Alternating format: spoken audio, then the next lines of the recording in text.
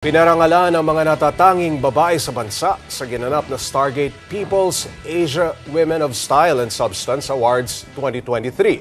At kabilang nga po sa tumanggap ng award si MediaQuest and Signal TV President and CEO Jane Jimenez Basas. Para bigyan ng mukha ang balita, Mobile Journal Ivan Tarinque. Suot ang naggagandahang mga gowns. Inirampa at nagmistulang nagkikinangang between ang mga awardees na dumalo sa People's Asia Women of Style and Substance sa Fairmont, Makati kagabi.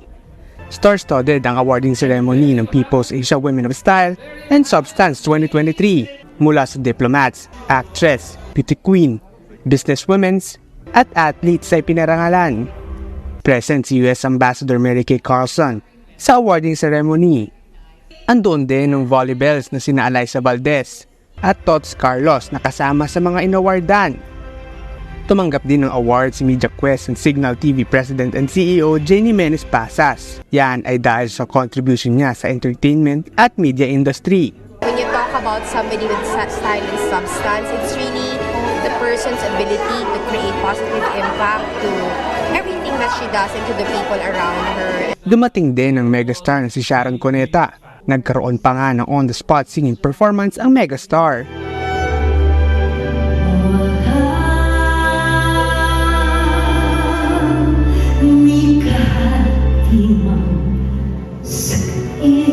Sabi naman ni People's Asia Editor-in-Chief Joan Ramirez, women can have it all.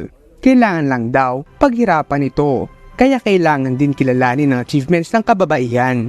It's not really to, separate them by gender, but sometimes it's nice to focus on special categories. Kabilang sa mga pinarangalan, sina Michelle D., Dali De Leon, at Gingay Hontiveros Malvar. Nakakamangha ang kayang gawin ng mga kababaihan. Kilalanin natin ang kanilang mga naging ambag, di lang sa ating lipunan, pati na sa ating buhay.